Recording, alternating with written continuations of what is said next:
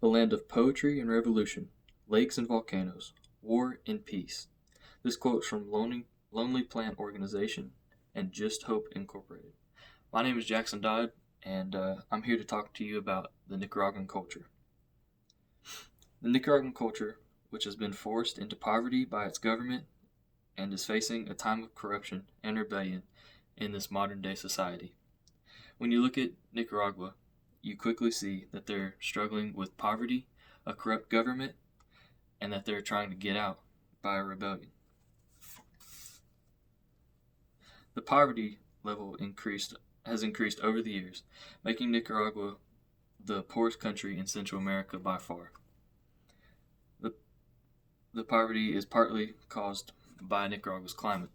Nicaragua has a very tough climate because 6 months out of the year it is a dry season, and the other 6 months is wet season, making it extremely hard for farmers to plant anything because the crop is either too wet or too dry. Nicaragua is one of the most humid places on Earth, which causes a lot of weather difficulties such as hurricanes, earthquakes, volcanic eruptions, and or floods, and much, much more.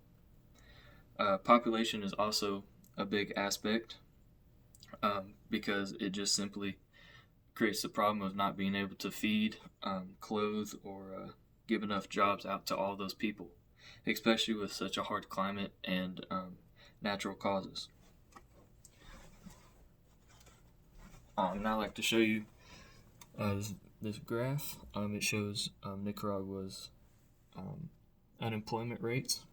You see they're very high in 2019 and 1997. These are when Nicaragua decided to rebel and when they had very difficult times with their president slash dictator. But as you can see, there are times where they started to do a little better. But it ultimately ended in just another spike and a lot more difficulties. Nicaragua's poverty is mainly caused by the poor government. Nicaragua's government is very corrupt and is a very serious problem. This affects the legal system, businesses, elections, and the citizens. Nicaragua's government has been accused of very terrible corruption, of human rights, and human abuse. This, in turn, drives businesses and people out of the country for good. Leaders for years have been corrupted and have really forgot the culture of the country and forgot Nicaragua's ways and why and what they stand for. Daniel Ortega is the leader and president, but many will say that he is the dictator of Nicaragua. His wife is the vice president, so between the two of them, they have a lot of power. He controls the government and has turned the people against him because of his despicable actions. But he doesn't care because he has so much power. He doesn't need votes as you would think, because they have a democracy. For years, Nicaragua's president Daniel Ortega and his government have held fraudulent elections, suppressed civil society and independent media, and stolen money from government funds. This quote was from Sigel Mandela, under the Secretary of Treasury for Terrorism and Financial Intelligence. But through all of these difficulties and struggles, Nicaraguan communities are fighting back.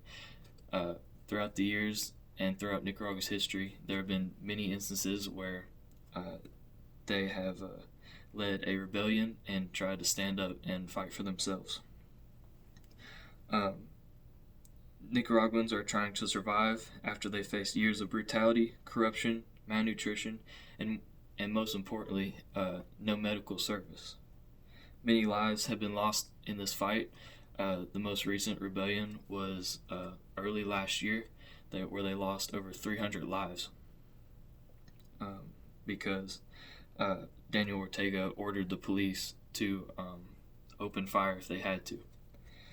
An 8-year-old in August 2018 died because of the dengue fever, which is a tropical disease that is very curable, but because Nicaragua's government doesn't care about their citizens as much as they care about money and power, this poor 8-year-old wasn't able to get the right medical service.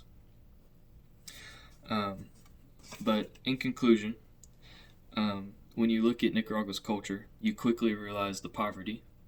And then if you get to know them, you quickly hear about the messed up government. But then once you look at the government and all the struggles, you soon begin to learn that the people are trying to defend themselves and trying to stand up and fight for themselves.